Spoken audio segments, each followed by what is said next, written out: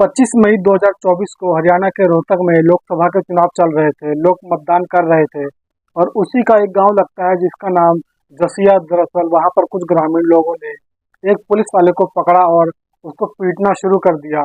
लगभग 10 से 15 ग्रामीण जब एक ही पुलिस वाले को पीट रहे थे तो इस दृश्य को, इस नज़ारे को बहुत सारे लोग वहां खड़े होकर देख रहे थे और वह समझ नहीं पा रहे थे कि आखिरकार माजरा क्या है।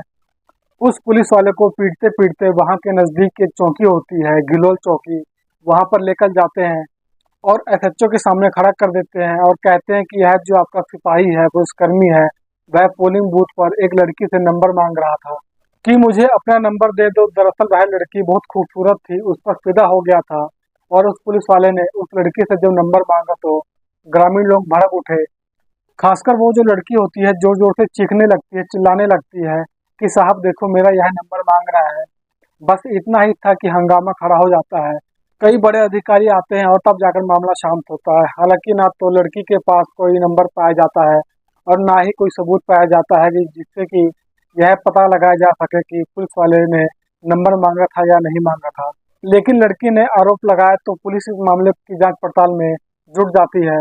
आज की कहानी जो मैं आपको सुनाने जा रहा हूँ, यह कहानी भी ऐसी है, खाकी वर्दी की कहानी है। एक व्यक्ति को प्यार हो जाता है, वह पहले से ही शादीशुदा होता है, जबकि प्यार एक लड़की से नहीं बल्कि दो लड़कियों से हो जाता है।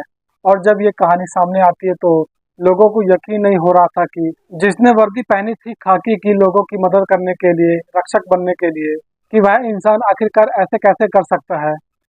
नमस्कार, मैं कुलदीप आज की सच्ची घटना को सुनाने जा रहा हूँ। यह घटना उत्तर प्रदेश का एक जिला पड़ता है, कानपुर। कानपुर नगर और उसी का एक थाना लगता है, बथल थाना। दरअसल यहीं की रहने वाली एक लड़की जो कि एक प्राइवेट कंपनी में जॉब करती है और उसके पिता नहीं है, यानी कि पिता उसके खत्म मर चुके हैं और उसके घर में उसकी बूढ़ी माँ होती है, उसकी छोटी बहन होती है। उसी लड़की के ऊपर पूरे परिवार की जिम्मेवारी होती है। लगभग अब से 1.5 साल पहले की यह बात है। वो जो लड़का होता है उसका नाम सचिन कुमार होता है। अब सचिन कुमार और वह लड़की दोनों आपस में बातचीत करने लगते हैं। चैटिंग के थ्रू बहुत देर तक वह आपस में बातचीत करने शुरू कर देते हैं और एक दूसरे के सुख दुख की बातें जानने लगते हैं। लड़की ने अपने बारे में बताया, उसके परिवार में माता है और उसकी एक छोटी बहन है। उसके पिता की कई दिन पहले मृत्यु हो चुकी है, यानी कि वो मर चुके हैं और उसी के ऊपर पूरे परिवार की जिम्मेदारी है। जब लड़के से बातचीत हुई तो लड़के ने कहा कि उसकी तैनाती उत्तर प्रदेश पुलिस में बतौर सब सब इंस्पेक्टर के तौर पर पोस्टिंग हुई है और अभी फिलहाल हाल में वह कानपुर में है। और जैसे ही लड़की यह बात सुनती है वह चहक जाती है, खुश हो जाती है, क्योंकि जो लड़की थी वह खुद कानपुर में ही रहती थी, जो कि थाना बद क्षेत्र की। इन दोनों के बीच बातचीत का सिलसिला कुछ ज्यादा बढ़ने लगता है। पहले तो चैटिंग, फिर उसके बाद दोस्ती होती है, दोस्ती कहीं प्यार में बदल जाती है। तो इन दोनों ने मिलने जुलने का सिलसिला भी शुरू कर दिया।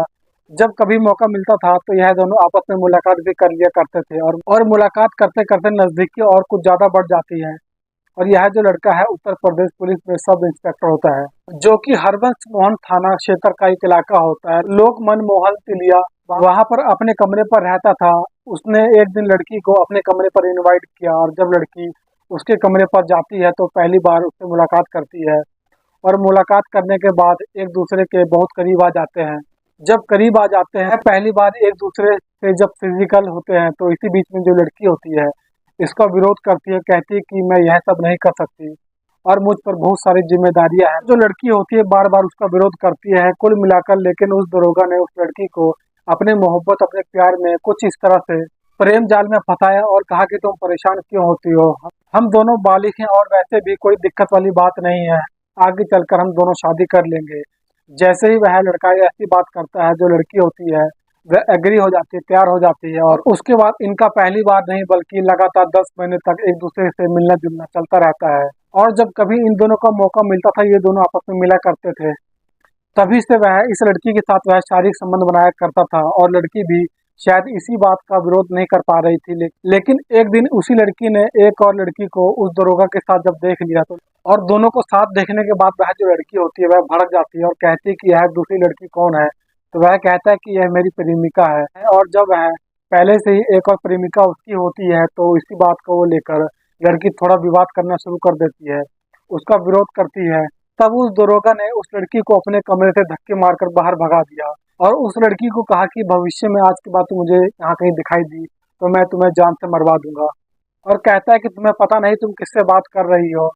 उस पुलिसकर्मी ने अपनी वर्दी का रौब दिखाते हुए उस लड़की को इस तरह से डराया धमकाया, जिससे लड़की वो थोड़ा सा सहम जाती है, परेशान हो जाती है। और यही नहीं, जो उस पुलिसकर्मी की जो दूसरी गर्लफ्रेंड होती है, वह भी उस लड़की को बहुत बुरी तरह डांटती है, फटकारती है और कहती है कि तुम इधर आज के बाद नजर आई तो तुम्हारा अंजाम बहुत बुरा होगा। अब वह लड़की परेशान हो जाती है, करे तो क्या करे। उसने एक प्रार्थना पत्र दिया और प्रार्थना पत्र जब संबंधित थाने में पहुंचता है, क्योंकि वह जो प्रार्थना पत्र होता है एक दरोगा से रिलेटेड होता है, तो इसलिए इस प्रार्थना पत्र को दबा दिया जाता है। अब लड़की करे तो क्या करे, क्योंकि उस लड़की के साथ लगभग 10 महीने तक उसके साथ शारीरिक शोषण होता रहा है। और उस लड़की को सपना दिखाया गया था कि वह उस लड़की से शादी करेगा, लेकिन वह शादी नहीं करता है। लेकिन जब शादी की नौबत आती है तो पता चलता है कि उसने उस लड़की को छोड़ दिया है और दूसरी लड़की के साथ नजदीकियां बढ़ा रहा है। अब यह फरवरी 2024 के आसपास का मामला है। कानपुर के ही पुलिस कमिश्नर होते हैं आर आर के स्वर्णकार। वह लड़की उनके पास जाती है, प्रार्थना पत्र लिखती है और प्रार्थना पत्र लिखने के बाद उनसे कहती है कि साहब, इस तरह से एक पुलिसकर्मी है जिसने मेरे साथ 10 महीने तक मेरे साथ शारीरिक शोषण किया है, मेरे साथ बलात्कार किया है। जब वह कमिश्नर साहब यह बात सुनते हैं